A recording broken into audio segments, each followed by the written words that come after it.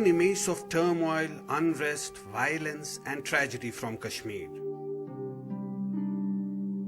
14-year-old Insha Malik battling for her life, unconscious for 3 days.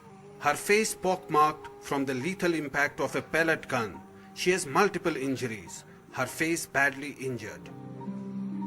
Insha, a 9th class school student from Shupaiya, lost her vision in her left eye and doctors are still not sure about her right eye. She may never be able to see again. She was hit by the stray shot of a pellet gun as she stood at the window of her house, looking down at the unrest on the streets below. Mushtaq साहब क्या हुआ बताएं? मैं घर में था, घर में ही था। घर के अंदर आए। तो कहाँ पे हालात बाहर सड़क पे खराब थे? और हालात तो बाहर सड़क पे खराब। ये घर के अंदर थे? ये घर के अंदर ऊपर वाले मंजिल में। तो कहाँ पे पैलेट लगा है? उसके ऊपर यहाँ पे आँखों में भी, आँखों दोनों ही। तो बिल्कुल क्रिटिकल कंडीशन में है। क्या बोल रहे हैं डॉक्टर? डॉक्टर ने अभी कुछ नहीं बताया, बोलता है 24 घंटे के बाद बताऊँगा, सर्जरी हो जाएगी। यानी ये किसी प्रोटेस्ट में हिस्सा नहीं ले रही थी, अपने घर में थे, घर में जाके इनको पैलेट लगा? घर में लगा, घर वाले मंजिल में लगा।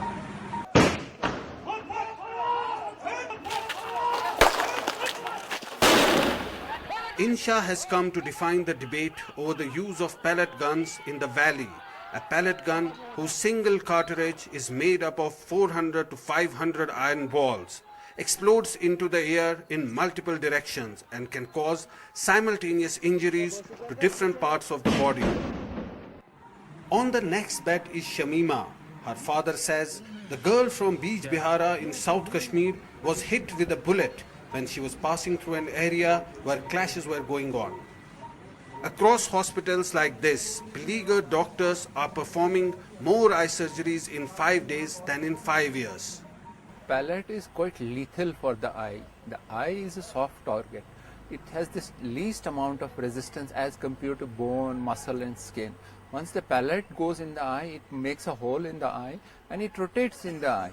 And once it rotates in the eye, it causes a lot of tissue damage. Mostly the lens, the cornea and the most particular thing is the retina gets damaged.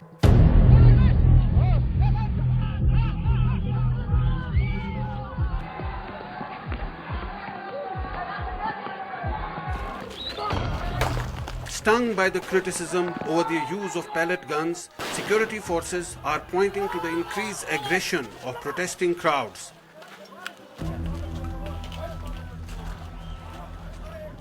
The last few days, they say, saw crowds as strong as 400 to 500 charging a rural police station, which was sometimes manned by less than 30 men.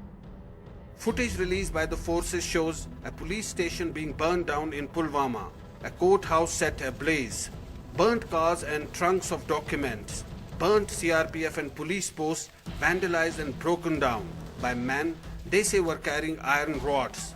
Video footage released by security forces also shows clashes with stone-pelting protesters. Although the exact date this video was filmed is unknown, security forces argue that their hands are tied too.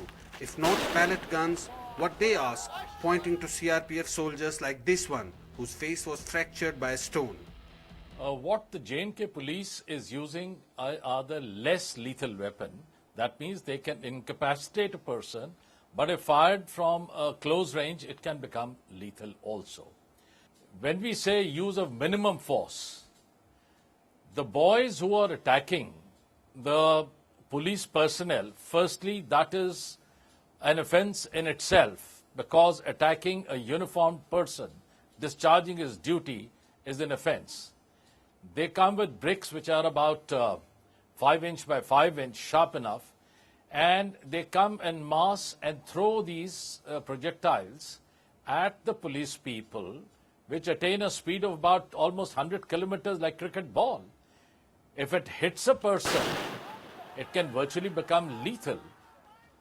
Number 9 pellet, which is there, if that is fired, he is using lesser force than what the crowd is using. They are even using a grenade. So they have to fire this, and I think there's nothing wrong in it. Insha is just one of the 100 young people, most of them below the age of 18, who may never see again because they have been blinded by pellet guns, while security forces point at the injured officers and the police posts which have been torched and vandalized. But the sheer scale of the injuries raises a fundamental question. Is there a need to change the security protocol to deal with the protesting crowds? And also, is this the time to do away with pellet guns?